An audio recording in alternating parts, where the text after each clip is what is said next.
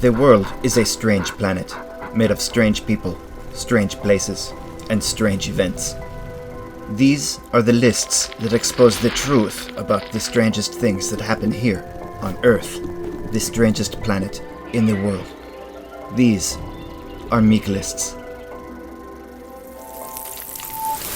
By the time human beings turned themselves into the tool-wielding, weapon-toting, top-of-the-food-chain badasses that we became sometime after the last evolutionary push some 200,000 years ago, most other species that had thought about giving ruling the planetary roost a shot were already discouraged enough to have packed it up and become extinct. This includes Gigantopithecus, the biological precursor to several species of Sasquatch and at least one of the big foops, the conquest-focused coelacanth, which appears to be spelled incorrectly, and something called Harlan's muskox, scientifically known as Butherium bombifrons, who ruled over vast swaths of the American continent before falling prey to their own hubris.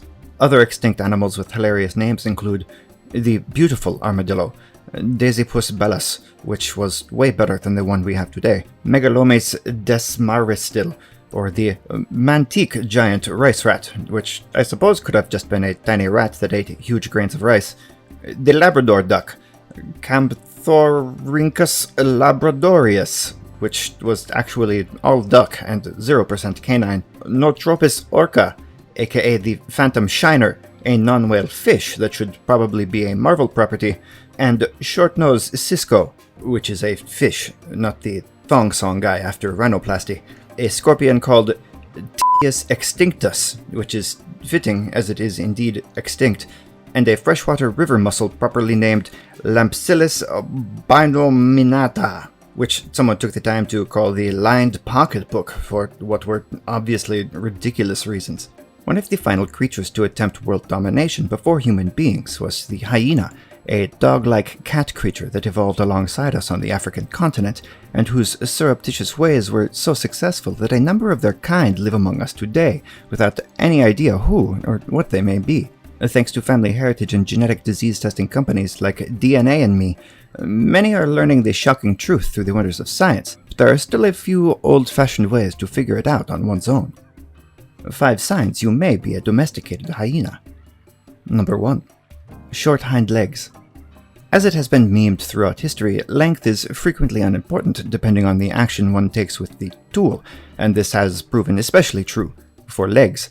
However, according to a Wikipedia article referencing human body proportions, leg-to-body ratio is seen as an indicator of physical attractiveness, but there appears to be no accepted definition of leg length. It also lists the typical floor-to-perineum length as typically 3.5 to 4 heads long, which is, what? This should not be a unit of measure at all, let alone allowing it to be used near the perineum. Another article from the same site says that hyena hind legs are very short. If you do not have a genetic physical disposition toward non-average human body proportions, and your hind legs are less than 3 heads tall, you might be a domesticated hyena. Number 2. Nonretractable claws. The hyena entry on this particular Wikipedia is a treasure trove of hyena headlines and highlights, and goes into vivid detail on the rear foot of a hyena. Their calloused feet with large, non-retractable claws are adept for running and making sharp turns. Human beings are also known to do some unnecessary running, frequently along park paths or next to bodies of water and occasionally at the behest of doctors, so this is not a direct indicator of hyena personhood. However, not everyone with a jogging habit is off the hook. And calloused is one thing, but most modern domesticated hyenas have taken to wearing shoes and socks to fit in with their fellow joggers, greatly reducing foot impact and exposure and thus the development of calluses. The second part of the hyena foot description is much more telling, describing large, non-retractable claws. If you are a jogger who is unable to retract your toenails into your toes, you might be a domesticated hyena. Number 3. You are folkloric. Hyenas feature prominently in the folklore and mythology of human cultures that live alongside them. This, according to, the same Wikipedia article mentioned above. It continues, hyenas are commonly viewed as frightening and worthy of contempt. In some cultures, hyenas are thought to influence people's spirits, rob graves, and steal livestock and children. Other cultures associate them with witchcraft, using their body parts in traditional African medicine. That is a lot to take in, Mahanahan fans, but let me see if I may not make it a bit simpler by summarizing. If a person or group has ever made assumptions about you based upon unjust generalizations of your culture, you might be a domesticated hyena.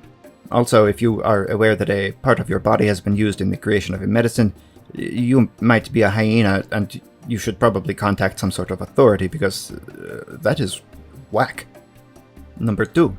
A misinformed someone has referred to you as a dingo. Canis lupus dingo, the taxonomic rank of the animal, and not a Harry Potter spell, includes both the native Australian dingo and the New Guinea singing dog, which I am just floored has not made its way to America's Got Talent at this point.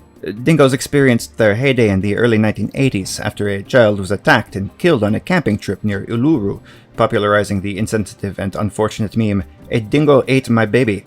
Workers polled at a popular African animal sanctuary that makes most of its earnings from an influx of American tourists each year were baffled by the tendency for these tourists to shout, "Hey, look at that dingo," when seeing a hyena pack for the first time. It is difficult to pinpoint precisely why this metaglobalization tends to occur amongst current pats while traveling abroad, but that pinpoint is 100% the American education system. Absolutely no doubt about it.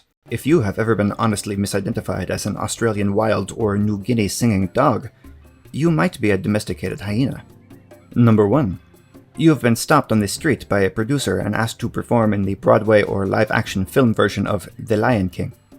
If you have been stopped on the street by a producer and asked to perform in the Broadway or live-action film version of The Lion King, especially in the role of a hyena, you might be a domesticated hyena.